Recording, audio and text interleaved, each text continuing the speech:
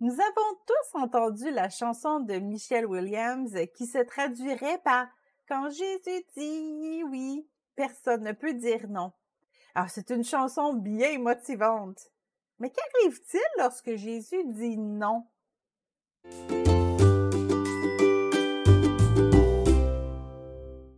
Lorsqu'un enfant demande un chiot à ses parents, avec insistance, il ne pense pas autant à investir pour aller promener le chien, l'agréable tâche de ramasser ses petits cadeaux et le prix à payer pour les soins vétérinaires et la nourriture. Lorsque les parents disent non, les enfants ne voient qu'un non face à leur plaisir. Et ils sont, bien sûr, très fâchés. Mais les parents, eux, voient le portrait global de la situation et prennent leurs décisions en calculant tous les détails de cet investissement. Dieu est un bon père et il désire le meilleur pour nous.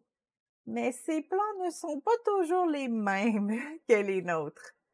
Notre vision est limitée à notre présent, à nos désirs et talents actuels. Mais Dieu voit aussi l'avenir et toutes les personnes qu'il peut mettre dans notre vie pour changer nos circonstances.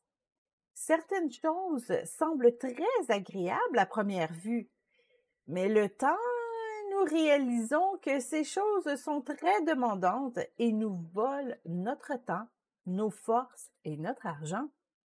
Il est donc possible que Dieu, parfois, réponde à notre prière par un non.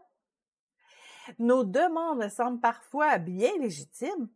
3 fois, j'ai prié le Seigneur de l'éloigner de moi, et il m'a dit, « Ma grâce te suffit, car ma puissance s'accomplit dans la faiblesse. Je me glorifierai donc bien plus volontiers de mes faiblesses, afin que la puissance de Christ repose sur moi. » 2 Corinthiens 12, 8 et 9. Jésus aussi, dans le jardin de Gethsémani, a demandé à Dieu de lui éviter la souffrance. Puis, ayant fait quelques pas en avant, il se jeta sur sa face et pria ainsi, « Mon Père, s'il est possible, que cette coupe s'éloigne de moi. Toutefois, non pas ce que je veux, mais ce que tu veux. » Matthieu 26, 39. Bien sûr, Jésus avait compris que la volonté de Dieu devrait toujours passer avant la nôtre.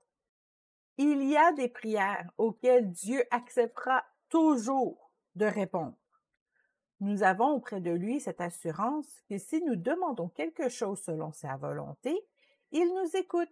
Et si nous savons qu'il nous écoute quelque chose que nous demandions, nous savons que nous possédons la chose que nous lui avons demandée. 1 Jean 5, 14 et 15. Sa volonté est que nous soyons sauvés, délivrés, en santé et prospères, c'est-à-dire que nous ne manquons de rien.